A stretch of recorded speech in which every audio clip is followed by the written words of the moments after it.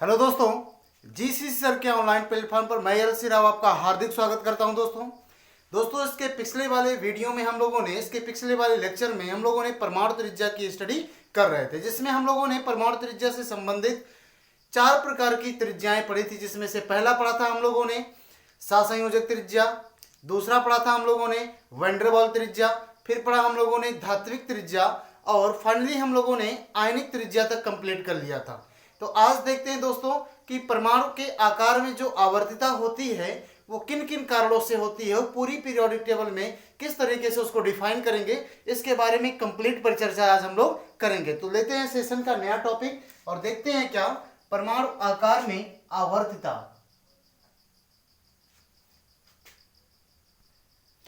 तो देखते हैं दोस्तों परमाणु आकार में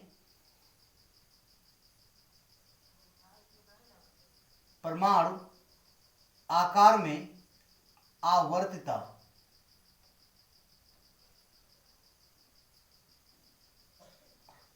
परमाणु आकार में आवर्तिता, पीरियोडिसिटी इन एटॉमिक साइज। परमाणु आकार में आवर्तिता। तो देखो दोस्तों, परमाणु के अगर आकार की बात करें तो उसके आकार को प्रभावित करने का दो मेन फैक्टर होता है। पहला फैक्टर क्या होता है? पहला फैक्टर होता है इसका प्रभावी नाभिकीय आवेश। पहला फैक्टर होता है इसका क्या? प्रभावी नाभिकीय आवेश। और दूसरा जो होता है ये होता है परिरक्षण प्रभाव। ये दो मेन फैक्टर होते हैं इसके।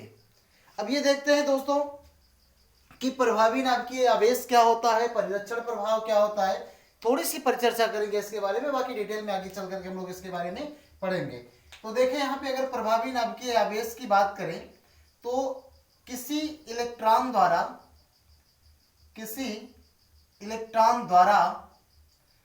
अनुभव किया गया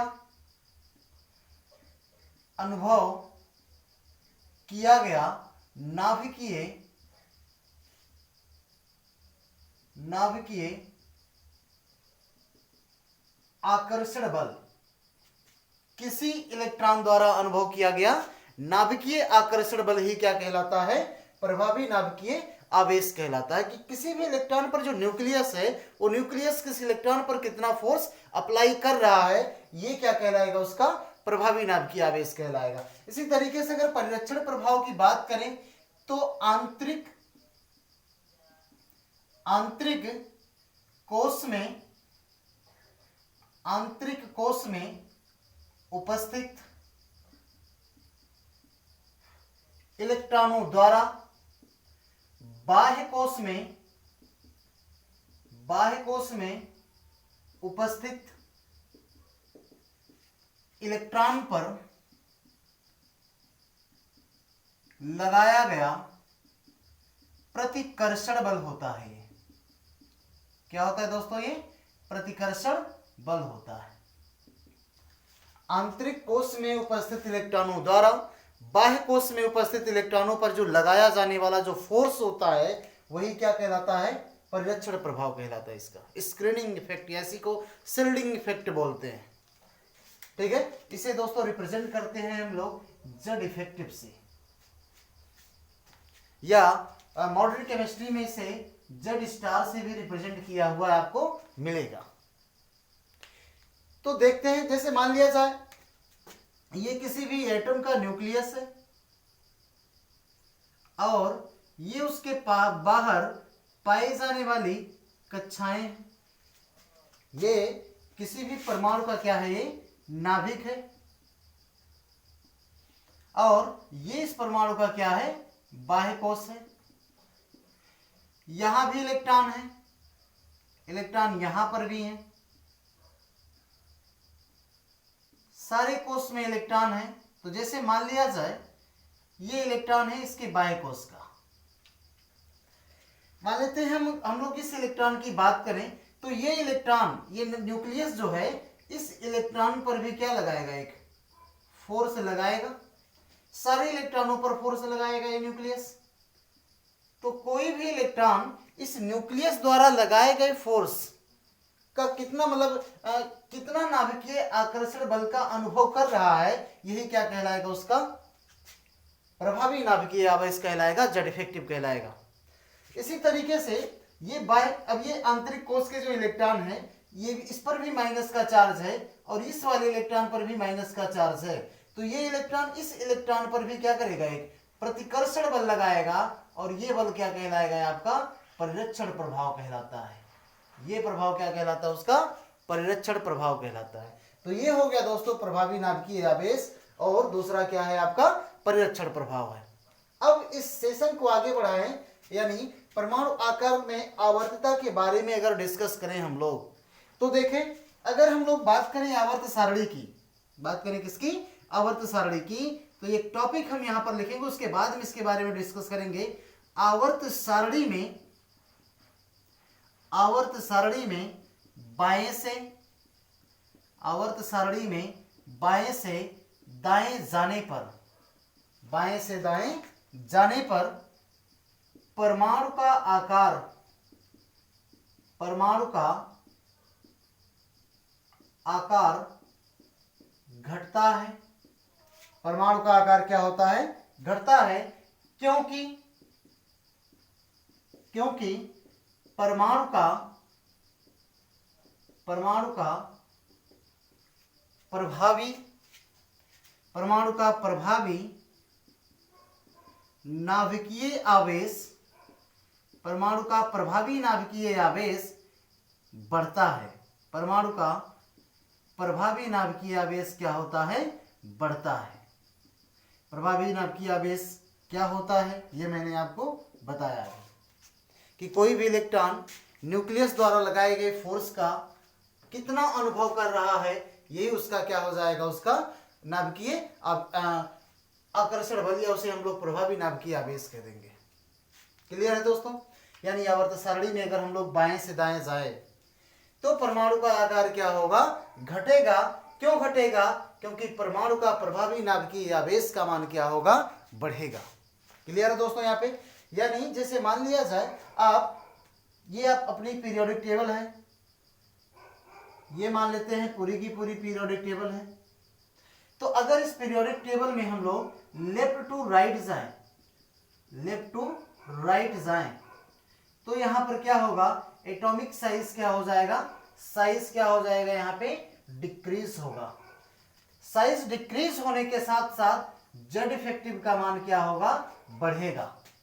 जेड इफेक्टिव का मान क्या होगा, बढ़ेगा। जैसे देखो, जैसे मान लिया जाए सोडियम की अगर बात करें, सोडियम का 11 इलेक्ट्रॉनिक कॉन्फ़िगरेशन 281। इसी तरीके से मैग्नीशियम की बात करें 12, 282। एल्यूमिनियम की बात करें 13, यानी ये हो जाएगा 283। इसी तरीके से क्लोरीन की बात करें 28 कितना होता है, 7 होता है। 28 क्या हो जाएगा, यहाँ पे 7 हो जाएगा। तो ये मान लेते हैं न्यूक्लियस है किसका, मैं ऊपर बनाता हूं यहाँ पे, ये मान लेते हैं न्यूक्लियस है किसका, सोडियम का, और ये सोडियम के बाहर पाई जाने वाली क्या है, कक्षाएं हैं। कितने सेल्स यूज हो रहे हैं, 1 2 3 सेल यूज हो रहे हैं। मैंने यहाँ पर 3 सेल बना दिया है आपके लिए। ये है इसकी पहली कक्षा, और ये है दूसरी कक्षा, और ये है इसकी कौन सी, तीसरी कक्षा है।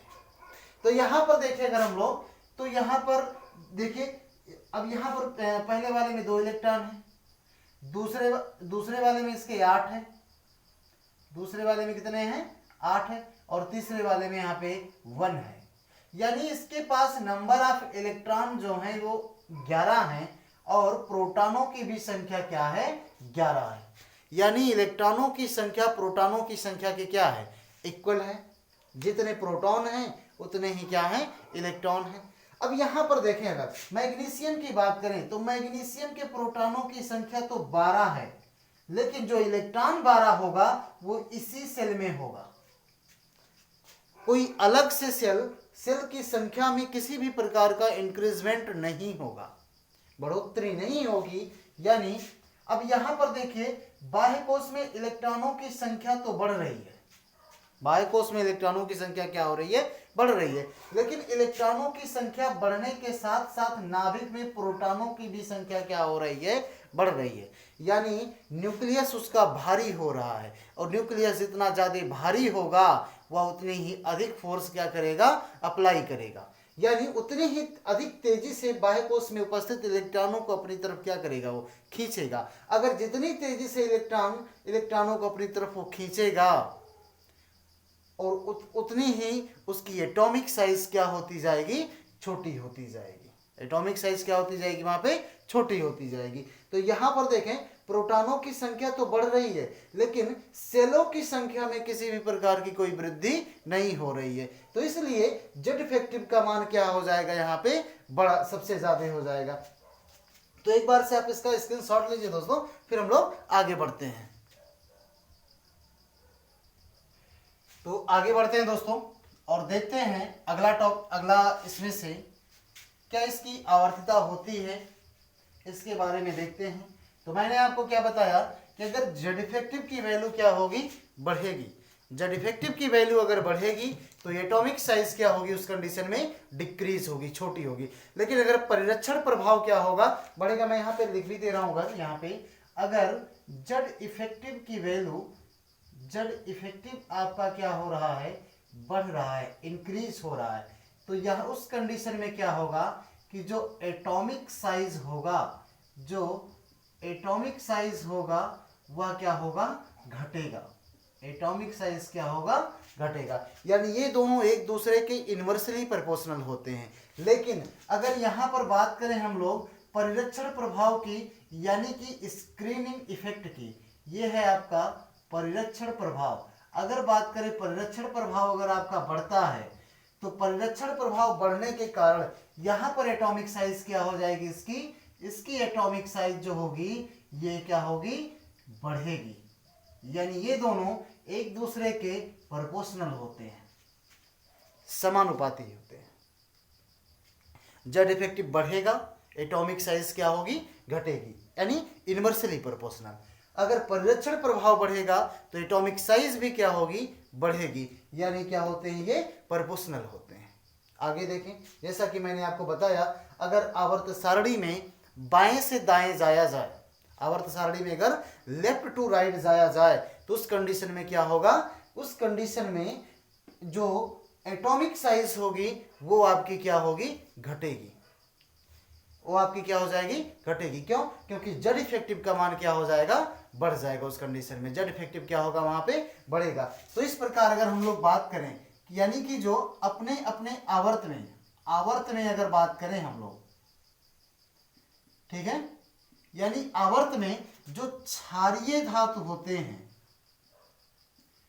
क्या होते हैं, क्षारीय धातु। क्षारीय धातुओं का आकार, क्षारीय धातुओं का आकार अपने अपने आवर्त में सबसे बड़ा होता है, अपने अपने आवर्त में सबसे बड़ा होता है, जबकि हैलोजन तत्वों का आकार अपने अपने आवर्त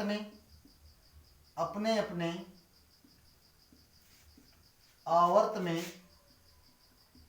सबसे छोटा होता है। अपने अपने आवर्त में क्या होता है, सबसे छोटा होता है। यानी कि क्षारीय धातुओं का आवर्त अपने अपने आवर्त में आकार क्या होगा, सबसे बड़ा होगा, और हैलोजन का आकार क्या हो जाएगा, सबसे छोटा हो जाएगा। क्लियर है सभी को? इस प्रकार से अगर मैं पहले आवर्त की बात करूं, हाइड्रोजन का बड़ा होगा। अभी हम इनर्ट गैसों की बात नहीं कर रहे हैं, ठीक है। अगर मैं इस तरीके से बात करें, अगर हम लोग जैसे कि दूसरे आवर्त की बात करें, दूसरा आवर्त शुरू होता है आपका लिथियम का सबसे बड़ा होगा अपने अपने आवर्त में। फिर सोडियम का सबसे बड़ा होगा अपने अपने आवर्तों की बात हो रही है। क्यों? क्योंकि आवर्तों में जब आप बाएं से दाएं जाते हैं तो जेड इफेक्टिव बढ़ता है, जिसके कारण परमाणु आकार क्या होता है, घटता है। इसी तरीके से नेक्स्ट अगर बात करें हम लोग वर्ग की, तो वर्ग में वर्ग में ऊपर से नीचे जाने पर, वर्ग में ऊपर से नीचे जाने पर परमाणु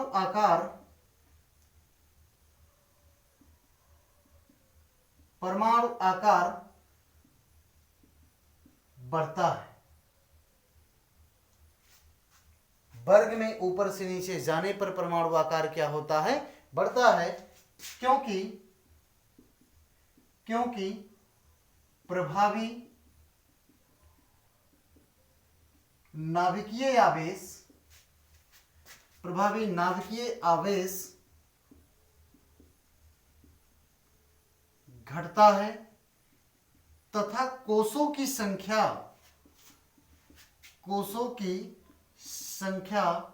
बढ़ती है। ये पॉइंट्स होते हैं वर्ग के लिए। अगर आप किसी भी पीरियोडिक टेबल में वर्ग में ऊपर से नीचे आ रहे हैं, वर्ग में कहां से आ रहे हैं आप? ऊपर से नीचे की तरफ आ रहे हैं, तो उस कंडीशन में क्या हो जाएगा कि जो परमाणु का आकार होगा, परमाणु का आकार क्या होगा? बढ़ेगा। क्यों बढ़ेगा? क्योंकि प्रभावी नाभिकीय आवेश का मान क्या होता है? घटता है। प्रभावी नाभिकीय आवेश का मान क्या होगा? घटेगा। लेकिन उस कंडीशन में वहां पे कोषों की संख्या में क्या होगी? वृद्धि होगी। कोषों की संख्या क्या होती है? बढ़ती है। जब कोषों की संख्या बढ़ेगी तो ऑटोमेटिकली प्रभावी नाभिकीय आवेश का मान क्या होगा? घटेगा। क्यों? क्योंकि न्यूक्लियस और बाह्य कोष में उपस्थित इलेक्ट्रॉनों के बीच की डिस्टेंस बढ़ेगी। अगर डिस्टेंस बढ़ेगी तो अट्रैक्शन फोर्स क्या होगा? घटेगा। क्लियर है सभी को? यानी अगर हम लोग बात करें कि पूरी पीरियोडिक टेबल में सबसे बड़ा परमाणु आकार किसका होता है, तो यानी सबसे बड़ा जो तत्व होता है, परमाणु आकार वाला तत्व, परमाणु आकार किसका होता है? ये होता है सीजियम का। किसका होता है? सीजियम का। सीजियम का आकार क्या होता है? सबसे बड़ा होता है। और सबसे छोटा परमाणु का जो आकार होता है, ये किसका होता है? ये होता है फ्लोरीन का। किसका होता है? ये फ्लोरीन का होता है। यानी फ्लोरीन का आकार क्या होता है? सबसे छोटा होता है पूरी पीरियोडिक टेबल में, और सीजियम का आकार क्या होता है? पूरी पीरियोडिक टेबल में सबसे बड़ा होता है।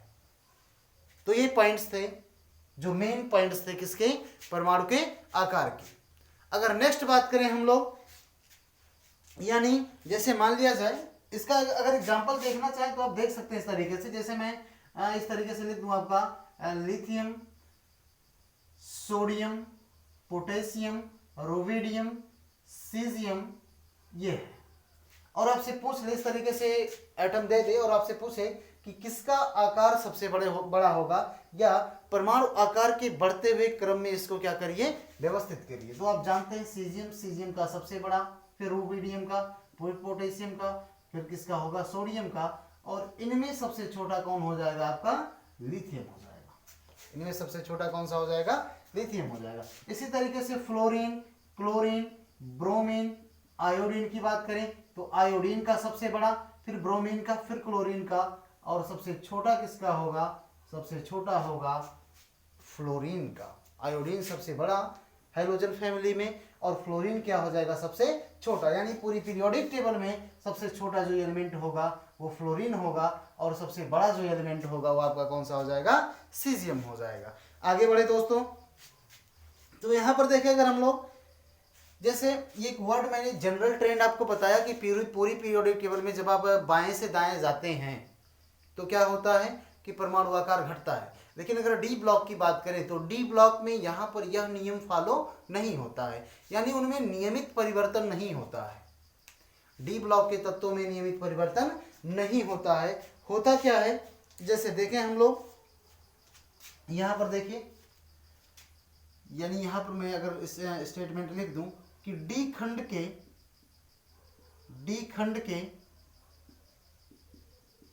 तत्वों में नियमित परिवर्तन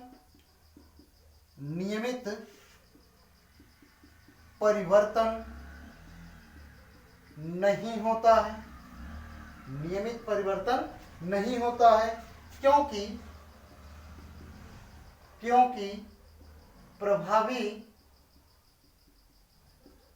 प्रभावी नाभिकीय आवेश तथा परिरक्षण प्रभाव लगभग समान रहता है। क्या रहता है? ये लगभग समान रहता है। यानी डी खंड के तत्वों की अगर हम लोग बात करें तो डी खंड के तत्वों में उनके बाएं से दाएं जाने पर नियमित परिवर्तन नहीं होता है। क्यों? क्योंकि प्रभावी नाभिकीय आवेश का मान तथा परिरक्षण प्रभाव क्या होता है? ये लगभग समान रहता है, इसलिए नियमित परिवर्तन नहीं होता है। बात क्लियर है सभी को? यानी यही रीजन होता है कि नियमित परिवर्तन नहीं होता। जैसे अगर हम लोग एग्जाम्पल के लिए बात करें, जैसे बात कर लें हम लोग 3D की, दिखाई दे रहा है आपको? हाँ, 3D ये हो गया है आपका 4D और ये है आपका 5D। 3D में स्कैंडियम, टाइटेनियम। 4D की अगर बात करें, 4D यानी कि 4D की अगर बात करें, जैसे कि स्कैंडियम के नीचे आएगा आपका यट्रियम, फिर यहाँ पर आ जाएगा जर्कोनियम। इसके नीचे अगर बात करें 5D की तो लैंथेनम और हाफिनियम।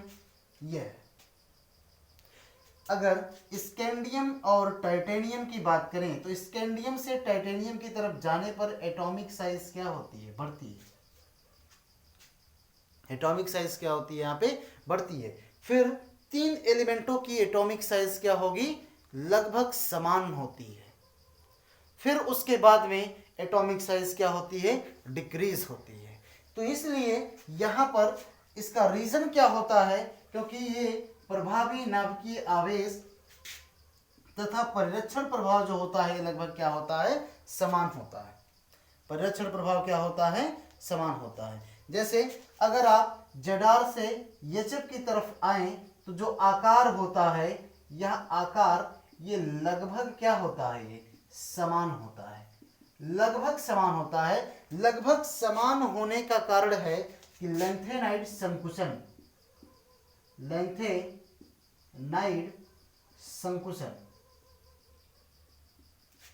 इनके यानी जडार से हाफिनियम की तरफ आप आते हैं तो यहां पर लेंथेनम का आप जानते हैं 57 और इसका होता है क्या? 72। तो बीच के जो 14 एलिमेंट होते हैं, ये 14 एलिमेंट क्या होते हैं? लेंथेनॉइड सीरीज के अंतर्गत आते हैं, यानी ये एफ ब्लॉक के एलिमेंट होते हैं। ये ब्लॉक के क्या होते हैं? ये एलिमेंट होते हैं। यानी इनका आकार लगभग क्या होता है? समान होता है। जब आप जर्कोनियम से हाफिनियम की तरफ आते हैं, जिसका कारण क्या होता है? लेंथेनाइड संकुचन। बस अभी आप इतना जानिए दोस्तों, आगे जब चल करके इसके बारे में डिटेल में पढ़ना है जब आप डी ब्लॉक और एफ ब्लॉक पढ़ेंगे। यानी अगर आपसे ये पूछा जाए कि डी ब्लॉक के तत्वों में उनके परमाणु आकार में अनियमितता क्यों पाई जाती है, तो उसका कारण होता है कि प्रभावी नाभिकीय आवेश और परिरक्षण प्रभाव का लगभग समान होना। होता क्या है कि पहले परमाणु त्रिज्या बढ़ती है, फिर लगभग कांस्टेंट रहती है, फिर बाद में क्या होती है? घटती है। बाद में क्या होती है? इनकी परमाणु त्रिज्याएं घटती है। यानी अगर इसके बारे में थोड़ा सा और आगे लिखना चाहें तो हम लोग तो लिख सकते हैं, लेकिन उसके पहले से आप इसका फटाफट से स्क्रीनशॉट ले लीजिए। लेकिन उसके पहले थोड़ा सा अगर रिवाइज करें, यानी यहाँ से आप देखिए क्षारीय धातुओं का आकार अपने अपने आवर्त में क्या होता है? सबसे बड़ा होता है। हाइड्रोजन का आकार क्या होता है? अपने अपने आवर्त में सबसे छोटा होता है। यहाँ पर मैंने ये लिख करके आपको बता भी दिया है। वर्ग में ऊपर से नीचे जाने पर परमाणु आकार क्या होता है? बढ़ता है। क्यों बढ़ता है? क्योंकि प्रभावी नाभिकीय आवेश का मान क्या होता है? वहां पे घटेगा तथा कोषों की संख्या बढ़ेगी। इस प्रकार देखें कि सबसे बड़ा परमाणु आकार तो सीजियम होगा, सबसे छोटा परमाणु आकार तो आपका फ्लोरीन हो जाएगा। ठीक है। यानी अगर डी खंड के तत्वों की बात करें तो डी खंड के तत्वों में नियमित परिवर्तन नहीं होता, क्योंकि रीजन क्या होता है? प्रभावी नाभिकीय आवेश और परिरक्षण प्रभाव लगभग क्या होते हैं? यहाँ पे समान होते हैं। जैसे 3D की बात करें स्कैंडियम और टाइटेनियम, तो स्कैंडियम से टाइटेनियम की तरफ जब आप जाएंगे तो यहाँ पर थोड़ी सी परमाणु त्रिज्या क्या होगी, बढ़ेगी, फिर कांस्टेंट रहेगी, फिर परमाणु त्रिज्या क्या होगी, घटेगी। यानी यूट्रियम से जर्कोनियम और जर्कोनियम से अगर आप हाइफेनियम की तरफ आए तो आकार लगभग क्या होगा, यहाँ पे समान होगा, जिसका रीजन होगा लैंथेनाइड संकुचन। ठीक है, यानी लैंथेनियम से हाइफेनियम की तरफ जाने पर होता क्या है, आकार लगभग समान मिलता है, जिसका कारण होता है लैंथेनाइड संकुचन, यानी उसके बीच में 14 तत्वों का पाया जाना। और ये 14 तत्व कौन से कहलाते हैं, आपके एफ ब्लॉक के तत्व कहलाते हैं। तो एक बार से आप इसका फटाफट से दोस्तों स्क्रीनशॉट लो, फिर हम लोग आगे की तरफ बढ़ते हैं। तो आगे बढ़े दोस्तों और देखते हैं।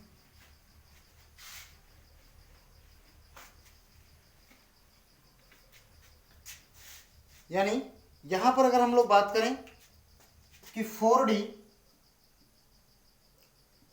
तथा 5D श्रेणी के तत्वों का आकार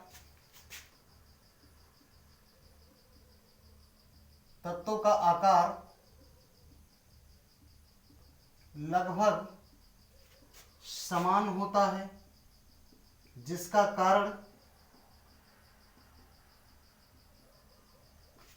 लैंथेनाइड संकुचन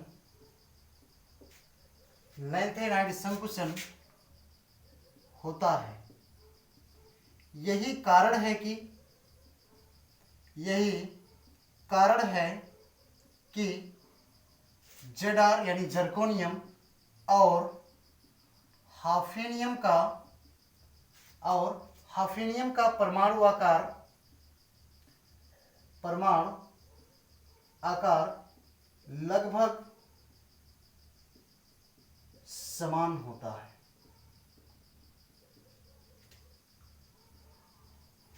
ठीक है, यानी जर्कोनियम और हाफेनियम का परमाणु आकार लगभग क्या होता है, समान होता है। क्यों होता है, लैंथेनाइड संकुचन के कारण।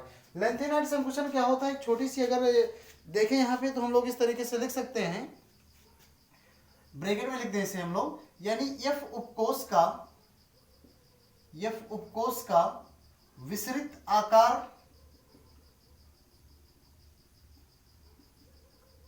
तथा नगण्य परिरक्षण प्रभाव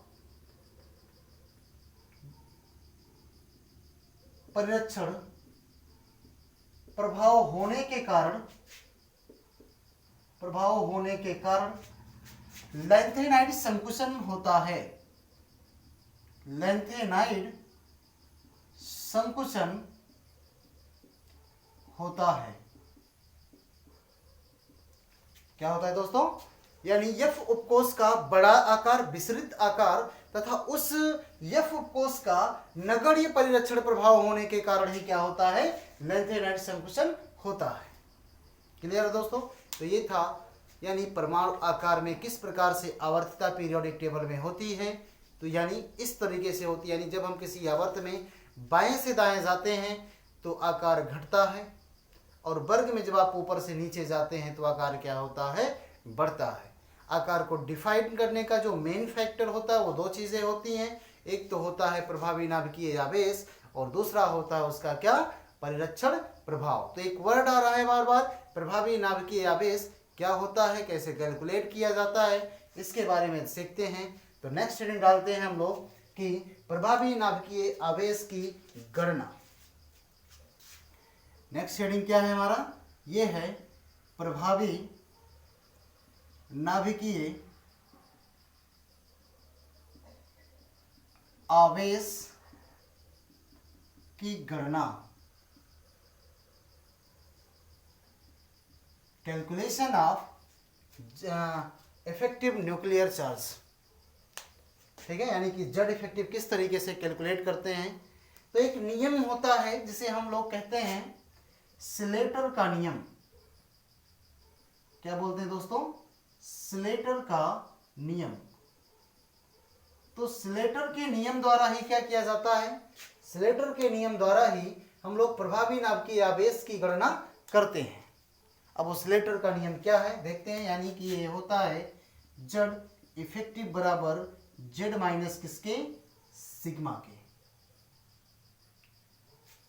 जेड इफेक्टिव बराबर किसके होता है, जेड माइनस सिग्मा के, जहां पर जेड जो है ये उस तत्व का परमाणु क्रमांक है और सिग्मा जो है ये परिरक्षण नियतांक है। जेड क्या है, परमाणु क्रमांक है और सिग्मा क्या है, वहां पे परिरक्षण नियतांक है। इस नियम के अनुसार हम लोग प्रभावी नाभिकीय आवेश की गणना करते हैं। कैसे करते हैं तो देखते हैं दोस्तों, इसके बारे में पूरा डिटेल में देखेंगे। तो इसके पहले देखिए, यहां पर हम लोग एक पूरे किसी भी एटम का सेल बनाए हम लोग, तो जैसे ये किसी भी परमाणु का ये न्यूक्लियस हो गया, ये परमाणु का क्या है, नाभिक है, और यह इसके चारों तरफ पाए जाने वाले क्या हैं, कक्षाएं हैं। एक दूसरा कक्षा है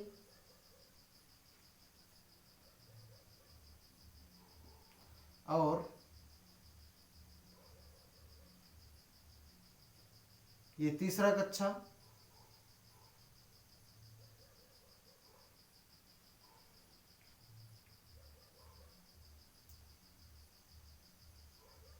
और ये है चौथा कक्षा। यानी अगर इसे हम लोग n कोष माने तो ये कोष n-1 होगा, ये n-2 और ये n माइनस क्या है, 3 है। ये n है तो उसके पहले n-1 और ये क्या हो जाएगा, n-2 और ये n-3 और ये परमाणु का क्या है, नाभिक है। ये परमाणु का क्या है, नाभिक है। तो अलग अलग कोषों के लिए अलग अलग कोषों के लिए n की वैल्यू अलग अलग होती है। तो सबसे पहले देखिए अगर हम लोग, यानी कि पर इलेक्ट्रॉन सिग्मा वैल्यू, पर इलेक्ट्रॉन क्या, सिग्मा वैल्यू क्या होती है, ये अलग अलग उपकोषों के लिए मैं यहां पर लिख दूं, पर इलेक्ट्रॉन सिग्मा वैल्यू,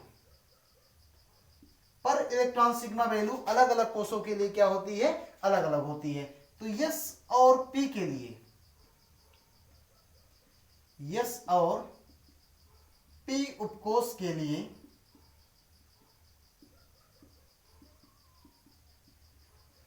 n का जो मान होता है ये होता है 0.35, यानी n की वैल्यू होगी ये 0.35 और यहां पर हो जाएगा 0.85।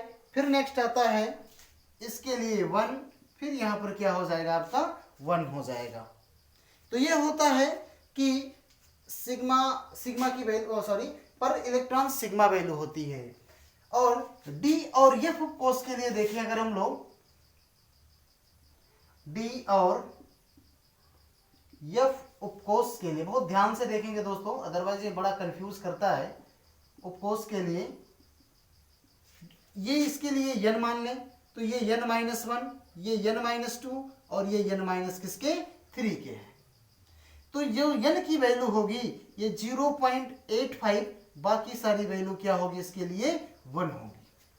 बस ये पर इलेक्ट्रॉन सिग्मा वैल्यू अगर आपको क्लियर है तो किसी भी एलिमेंट का आप जेड इफेक्टिव आसानी से क्या कर सकते हैं, कैलकुलेट कर सकते हैं।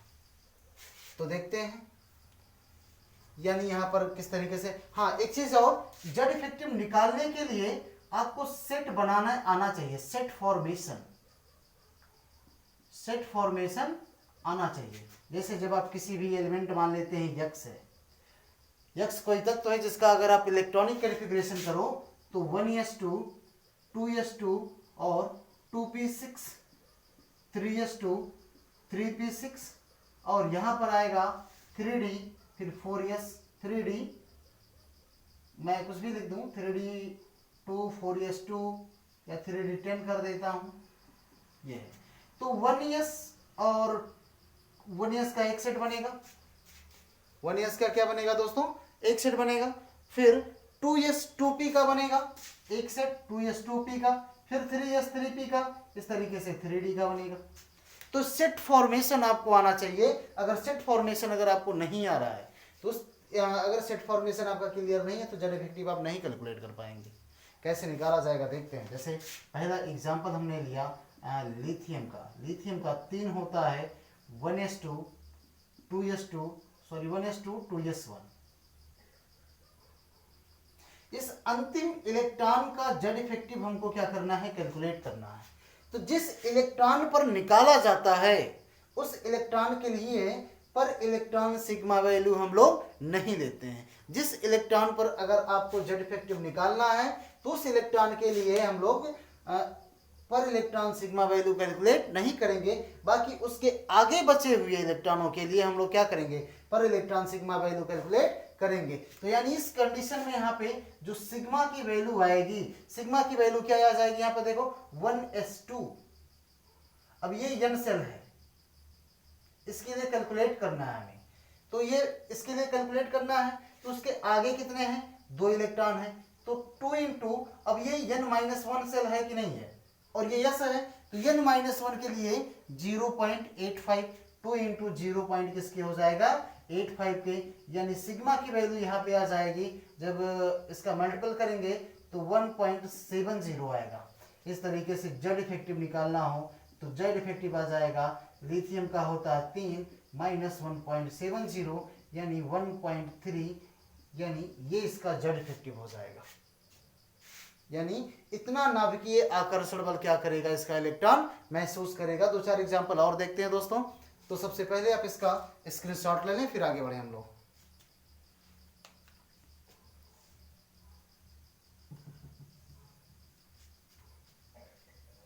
तो आगे देखो दोस्तों, जैसे हमें अगर निकालना हो बोरोन का, मैं भी इसको इरेज नहीं कर रहा हूं, बस एग्जांपल इरेज कर रहा हूं। जैसे अगर हमें निकालना है किसका, बोरोन, यानी 5। बोरोन का कितना होता है, 5 होता है। इलेक्ट्रॉनिक कॉन्फ़िगरेशन करेंगे तो 1s2 2s2 और 2p कितना आएगा, 1 आएगा। सेट बना लो, 1s का एक सेट, 2s 2p1 का एक सेट हो जाएगा। इस अंतिम इलेक्ट्रॉन के लिए हमको क्या करना है, जेड इफेक्टिव कैलकुलेट करना है। इस अंतिम वाले इलेक्ट्रॉन के लिए जेड इफेक्टिव क्या करें हम लोग, अगर कैलकुलेट करें तो कितना आएगा, इसके बारे में देखना है। तो देखते हैं। तो जिस इलेक्ट्रॉन पर कैलकुलेट करना है उसके लिए पर इलेक्ट्रॉन सिग्मा वैल्यू हम लोग नहीं लेंगे। उसके आगे जितने इलेक्ट्रॉन बचे हैं उनके लिए हम लोग पर इलेक्ट्रॉन सिग्मा वैल्यू कैलकुलेट करेंगे। तो सिग्मा की वैल्यू कितनी हो जाएगी, यहां पर देखो ये n-1 सेल है और s और p के लिए यहां पर इलेक्ट्रॉन सिग्मा वैल्यू दे रखा है। तो 2 इलेक्ट्रॉन है तो 1s, यानी n-1 सेल है और s के लिए कितना होता है यहाँ पे 0.85, कितना हो जाएगा ये 0.85 प्लस 2s2, यानी यहां पर कितना हो जाएगा, ये s में भी 2 हैं तो 2 इंटू किसके हो जाएगा, ये s के लिए यहाँ पे, और ये n सेल है तो 0 पॉइंट किसके हो जाएगा, ये 35। ये n सेल है, ये मुख्य क्वांटम संख्या है n सेल और उसके पहले वाली वैल्यू है ये n-1 सेल। तो यहाँ पर देखिए s और p के लिए n सेल की वैल्यू है एक इलेक्ट्रॉन के लिए 0.35। तो यहाँ पर तो 2 इलेक्ट्रॉन है ना, तो 2 इंटू 0.35। और यहाँ पर देखिए n-1 के लिए एक इलेक्ट्रॉन पर इलेक्ट्रॉन सिग्मा वैल्यू है 0.85, जबकि यहाँ पर कितने हैं, 2 इलेक्ट्रॉन है तो 2 से हम लोग मल्टीपल करा देंगे। यानी इस कंडीशन में जो सिग्मा की वैल्यू आएगी ये 1.7 इसका आएगा और इसका आ जाएगा आपका 0.7, यानी इसमें आ जाएगा आपका 2.4, कितना आ जाएगा 2.4। इस कंडीशन, इसलिए अगर जेड इफेक्टिव कैलकुलेट करें हम लोग तो 5 माइनस 2.4 और ये इज इक्वल टू किसके हो जाएगा, यहाँ पे ये आएगा आपका 2.6 के। कितना आकर्षण बल का मान अनुभव करेगा ये 2.6, यानी 2.6 इलेक्ट्रॉन का। तो यहाँ पर क्लियर है दोस्तों। तो ये था। नेक्स्ट एग्जाम्पल अगर हम लोग देखें तो एक बार से आप इसका स्क्रीनशॉट लो, फिर नेक्स्ट एग्जाम्पल देखते हैं। जैसे देखो, अगर नेक्स्ट एग्जाम्पल देखें हम लोग, कुछ बड़ा एग्जाम्पल देखते हैं। जैसे मान लेते हैं कि टाइटेनियम का हमें देखना है। टाइटेनियम हो गया, टाइटेनियम का कितना होता है 22, 1s2 2s2 2p6 3s2 3p6, फिर आता है ये आपका 4s2 चला जाता है यहाँ पे, तो 2 2 4 6 10, 2 12 6 18, 2 20, 2 22। अंतिम इलेक्ट्रॉन के लिए हमें जेड इफेक्टिव कैलकुलेट करना है कि वो जो अंतिम इलेक्ट्रॉन है वह कितना प्रभावी नाभिकीय आवेश उसका कितना होगा, उस इलेक्ट्रॉन के लिए हमें क्या करना है, जेड इफेक्टिव कैलकुलेट करना है। तो सेट बना लें। तो यानी अंतिम इलेक्ट्रॉन किस में जा रहा है, अगर मैं इस तरीके से मान लूं अंतिम इलेक्ट्रॉन जाएगा आपका 3D में, तो यहां पर 4s जो है 3D के बाद का सेल है, हमें इस 4s के इलेक्ट्रॉन से कुछ लेना देना नहीं है। 4s जो है इस 3 के बाद का सेल है। एक जैसे यहां पर है ये न्यूक्लियस है, न्यूक्लियस का पहला सेल, दूसरा सेल, तीसरा सेल, चौथा सेल यहाँ है, इसके तीसरे सेल के बाद है। तो हमें इस सेल से कुछ लेना देना नहीं है, हमें न्यूक्लियस सिर्फ यहाँ पर अट्रैक्शन कितना लगा रहा है ये कैलकुलेट करना है। और इसके डी के 1 इलेक्ट्रॉन यानी अंतिम इलेक्ट्रॉन पर, जबकि डी में एक इलेक्ट्रॉन बचेगा, सेट फॉर्मेशन करें तो इसका इस तरीके से सेट फॉर्मेशन हो जाएगा। कैलकुलेट कर लो सिग्मा की वैल्यू। यानी अब यहां पर देखो इसकी वैल्यू 3 है, n की वैल्यू क्या है, यहाँ पे 3 है, और ये n-1 है, और ये n-2 है। तो n की वैल्यू कितनी है, d के लिए कितनी है, यहाँ पे देखो d के लिए जो n की वैल्यू होगी वो 0.85 होगी।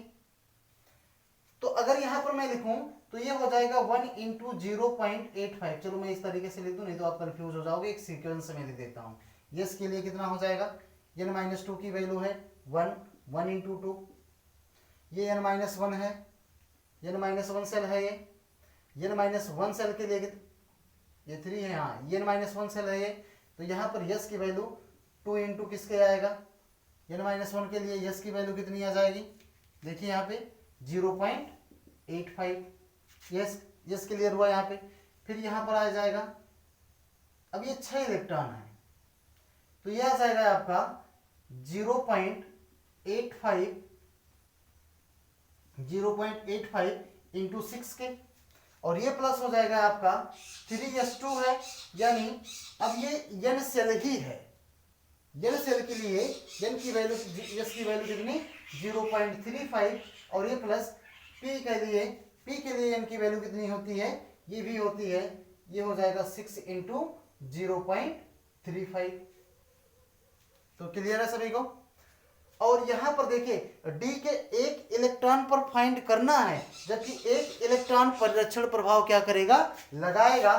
तो ये प्लस हो जाएगा 1 × अब ये n सेल है, d के लिए 0.85 हो जाएगा। बस इसको आप कैलकुलेट कर लीजिए, देखते हैं क्या आएगा। तो सिग्मा बराबर आ जाएगा 2 प्लस ये 1.7, और ये प्लस किसका हो जाए, कितना हो जाएगा 6×5 = 30, 6×8 = 48, यानी कि 4.80। ये आ जाएगा आपका 6×5 = 30, 6×8 = 48, सॉरी 6×5 = 30, 6×8 = 48, 48 3 कितना हो जाएगा यहाँ पे 51, ये होगा।